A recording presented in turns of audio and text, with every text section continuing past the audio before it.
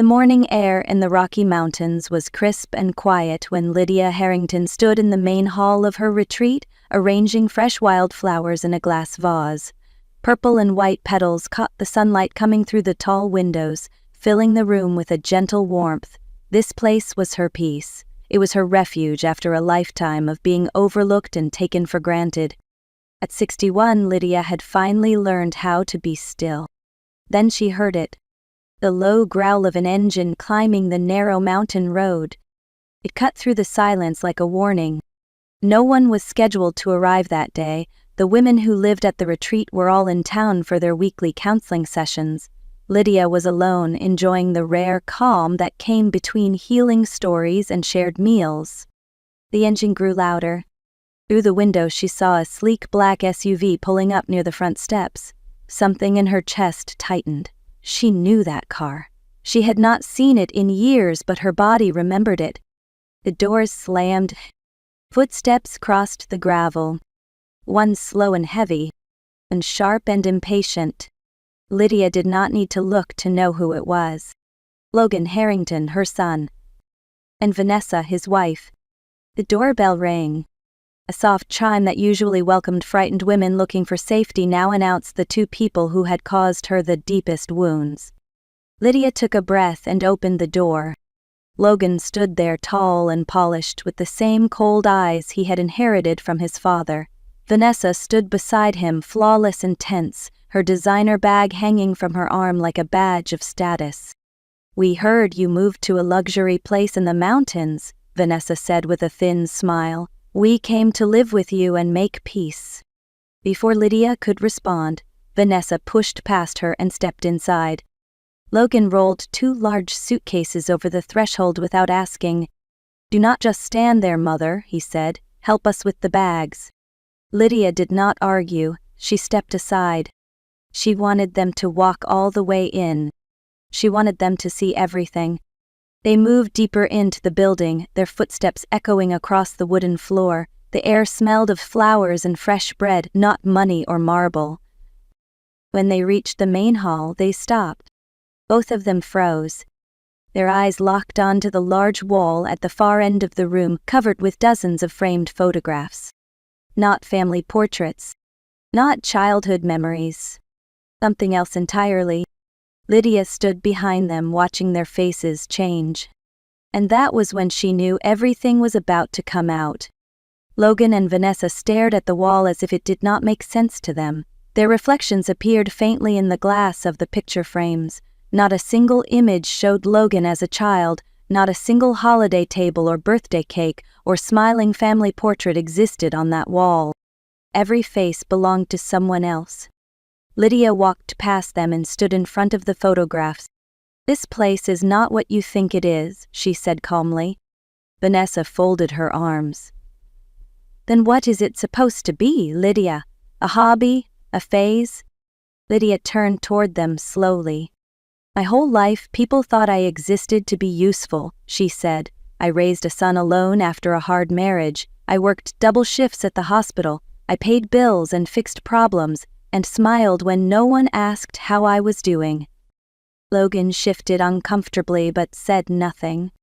"When you stopped," Colin continued, "when every conversation became about what you needed from me, I finally understood something. I had spent decades being strong for people who did not value me. So I left. I did not come to the mountains for luxury. I came here to breathe." She gestured toward the wide-open windows where pine trees and distant peaks filled the horizon. "This is not a resort. It is a recovery retreat, a place where women who have been hurt and discarded can rebuild their lives." Vanessa laughed sharply. "You turned your life into a charity project." Lydia did not flinch. "I turned my life into something that matters." She looked back at the wall. "Those women you see there are not guests. They live here. They cooked together, they worked together, they healed together. They came here with nothing but fear and they learned how to stand again." Logan frowned. "You never told me about this." "You never asked," Lydia replied quietly. "For years you visited when it was convenient, you called when you needed something, you never once asked what I was building." Vanessa rolled her eyes. We thought you were finally enjoying yourself. I am, Lydia said, just not in the way you imagined. She took a slow breath. Everything you see in this building was paid for with my own savings. No investors, no sponsors, just years of work and sacrifice. Logan stared at her. Then why did Mrs. Chen say you were rich? Lydia almost smiled. Because people confuse peace with money. She turned back to the wall. And you have not even seen the most important part yet. Lydia stepped closer to the wall and gently touched one of the frames. This is Luna, she said. She arrived here 2 years ago with a baby and no place to sleep. Her family turned her away when she refused to go back to the man who hurt her. She moved her hand to the next photo. This is Margaret. Her own children took her retirement savings and left her in a nursing home she could not afford. She came here believing her life was over. Then another. And this is Helen. She spent 20 years as a school principal before her husband convinced her she was worthless. When she left him, she did not even know how to use her own bank account. Logan shook his head. What does any of this have to do with us? Everything, Lydia said.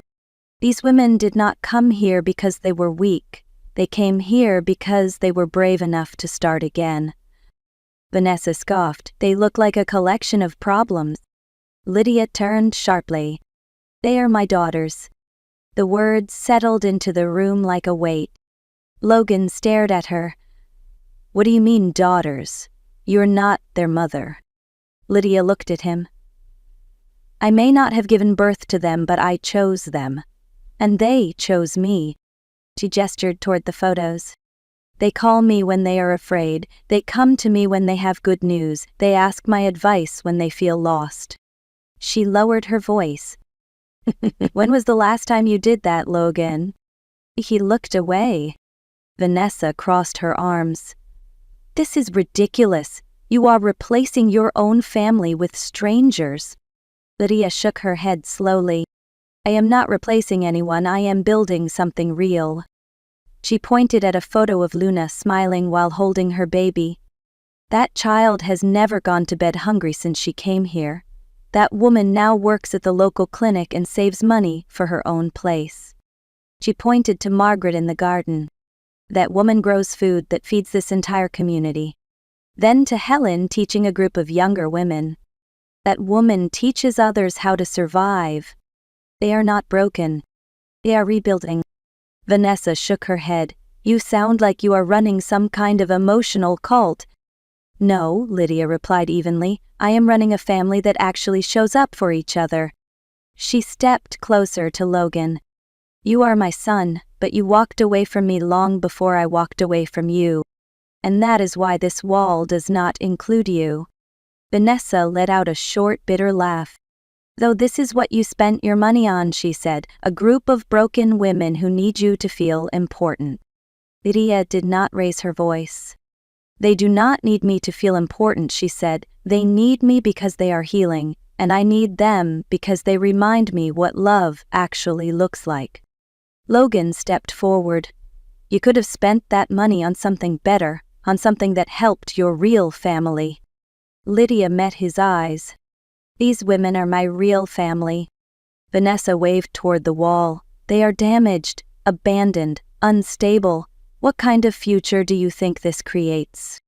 Lydia took a breath. Let me tell you something. Luna was 19 when she came here, pregnant, homeless, terrified. She now works full-time and studies at night.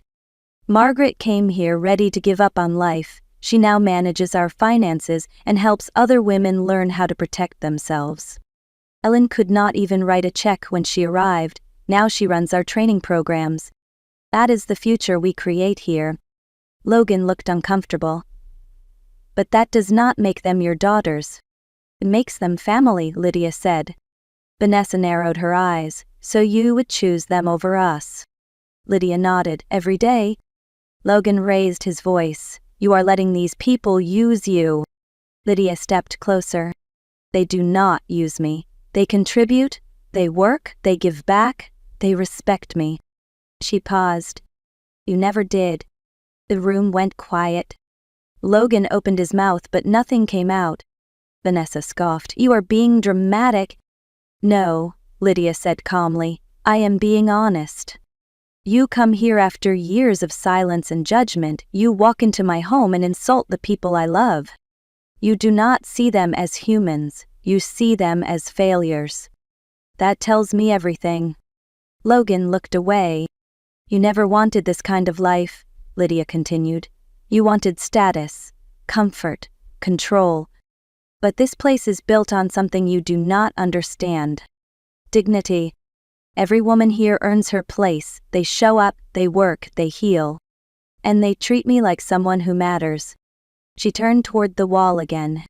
"That is why their faces are here. And yours is not?" Vanessa clenched her jaw. "You think you are better than us now?" "No," Lydia replied. "I think I am finally free." Lydia turned back toward Logan and studied his face. "Tell me the truth," she said. "Why are you really here?" Logan hesitated. Vanessa answered for him. "Business has been slow," she said quickly. "The market turned. Things got complicated." Lydia folded her arms. "Complicated means debt." Logan sighed. "Some." "How much?" Lydia asked. He swallowed. 53,000. Vanessa looked away. "Credit cards, business loans, we thought things would improve." Lydia nodded slowly.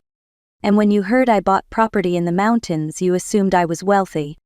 Logan said nothing. "You thought you could move in," Lydia continued. "Live here while I took care of everything.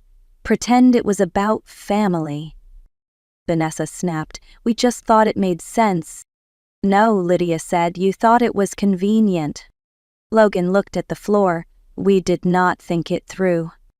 "You never do," Lydia replied. "You never ask, you assume." She took a slow breath. Do you know what the women here do when they need help?" "They ask." "They do not arrive with suitcases and expectations. They do not walk into someone else's life and demand space. They come here with honesty. 'I have nothing, I am afraid, I need help.' That is how healing begins." Vanessa scoffed. "We are not like them." "That is the problem," Lydia said. "You are not willing to admit when you are broken." Logan rubbed his face. "We thought you had more." "I have exactly what I need," Lydia replied. "And you came here to take it?" The silence between them grew heavy. Outside the window, Lydia saw women walking back from town laughing together. That was what Logan and Vanessa never understood. This place was not built on money. It was built on truth. Lydia took a step forward and spoke with calm clarity. "You have two options." Logan looked up. "What options?" "You can stay here," Lydia said, "but not as guests, not as entitled family. You will live the same way everyone else does. You will share a small cabin, you will help cook and clean, you will attend financial counseling, you will work in the garden or the workshop. You will rebuild your lives honestly." Vanessa stared at her. "You want me to scrub floors." "I want you to contribute," Lady replied. "This place is not a hotel, it is a community. No one here gets special treatment." Logan looked uncertain. "And if we say no?" "Then you leave," Lydia said. Vanessa laughed sharply. "You would throw out your own son?" "I would refuse to let anyone poison what I built," Lydia answered. She gestured around the room. "These women came here with nothing. They show up every day, they work for their future. You came here with debt and entitlement. If you stay, you earn your place. If you leave, you take responsibility for your choices." Logan looked at Vanessa. Vanessa's face showed pure disbelief. "This is insane," she said. "You are asking us to live like charity workers." "No," Lydia said, "I am asking you to live like adults. People here wake up at 6, they prepare meals together, they clean, they learn, they grow. No one is served, everyone contributes." Logan swallowed. "We just need time." "Time is not what you need," Lydia said. "You need humility." The room felt tight with tension. From outside, voices drifted closer. The women were returning. Lydia looked at Logan and Vanessa. Decide carefully. Because the moment those women walk through that door, you will see exactly what family looks like. The front door opened and the sound of voices filled the hall. Luna stepped inside carrying her young daughter on her hip. Her face lit up when she saw Lydia. "We brought fresh bread," she said happily. She stopped when she noticed Logan and Vanessa. "Oh, I am sorry," she said softly. "I did not know you had visitors." Logan barely looked at her. "So this is one of them," he muttered to Vanessa, "one of the burdens?" Luna froze. The word struck her like a slap. Lydia turned sharply. "Logan, stop." But he kept going. "Your mother has built her life around women who cannot even take care of themselves," he said. "It is pathetic." Luna pulled her child closer. That was when Margaret stepped in. At 70, she was small but strong. "You will not speak to her like that," she said firmly. Vanessa scoffed. "Who are you?" "Someone who belongs here," Margaret replied. Ellen joined them. "These women work harder than anyone you have ever known," she said. Logan laughed bitterly. "You are all just using my mother." Lydia stepped forward. "Now," she said quietly, "you are the one who came here expecting to be taken care of." Vanessa's face twisted with anger. "This place is crazy," she said. "You are surrounded by damaged people." Lydia looked around. "I am surrounded by survivors." She turned to Logan. "You just humiliated a young mother who has rebuilt her life from nothing. That tells me who you really are." Logan opened his mouth to argue, but Lydia raised her hand. "Enough." Her voice was steady. "You have shown me everything I needed to see." The women stood beside her, not speaking, not moving. Just present. That was the moment Logan and Vanessa realized they were no longer in control. Lydia looked at Logan and Vanessa one last time. "Get your bags," she said. Logan blinked. "What?" "You heard me," Lydia replied. "Leave now." Vanessa laughed nervously. "You cannot be serious." "I am," Lydia said. "You insulted the people I love. You walked into my home and treated it like something you could take. That ends here." Logan clenched his fists. "You are choosing them over me." "I am choosing respect," Lydia answered. "I am choosing peace. I am choosing the family that chose me back." Vanessa grabbed her purse. "You will regret this." Lydia shook her head. "No, I finally stopped regretting." Logan stared at the women standing around Lydia. "You think they will stay," he said. "They will leave you too." Lydia smiled gently. "They already stayed." They turned toward the door. The sound of their suitcases rolling away echoed through the hall. When the door closed behind them, the room felt lighter. Luna stepped closer to Lydia and took her hand. Margaret and Helen moved beside her. No one cheered. No one spoke. They did not need to. The storm had passed. And the family remained. 2 years passed. The mountain retreat that Lydia Harrington built with her own hands had grown beyond anything she imagined. There were now 12 small cabins instead of 6. The gardens stretched across the hillside, feeding not only the women who lived there but families in the nearby town. Luna was no longer the frightened young mother who arrived with nothing. She was a licensed nurse working at the local clinic. Her daughter ran through the grass, laughing without fear. Margaret managed the finances, teaching women how to protect themselves. Helen trained new residents, showing them how to rebuild their confidence. One morning, Lydia received a message. Logan. He wrote that he was in therapy, that his marriage had ended, that he finally understood what he lost. Lydia read it slowly. Then she deleted it. Not out of anger. Out of peace. She had built something that no one could take away. A real family. Later that day, a young woman arrived with a note from Luna. It said, "Tell Lydia Harrington thank you, she saved my life." Lydia welcomed her inside. The cycle continued. Healing created healing. Love created more love. The mountain air carried laughter across the property. And Lydia knew she had won in the only way that truly mattered. People think revenge means watching someone else suffer. But the real revenge is building a life they can never touch. Lydia Harrington learned that family is not who shares your blood. It is who stands with you when you are vulnerable. It is who respects your boundaries. It is who shows up without needing to take something. Logan and Vanessa came looking for money and control. They left with nothing. Lydia stayed with everything that mattered. A peace, purpose, people who loved her for who she was. If this story moved you, then it probably touched something real. Because many of us know what it feels like to give everything to people who only take. Tell me in the comments, where are you watching from? And what would you have done in Lydia's place? Do not forget to like and share this story with someone who needs to hear it. And subscribe to The Art of Revenge for more stories about boundaries, strength, and quiet justice.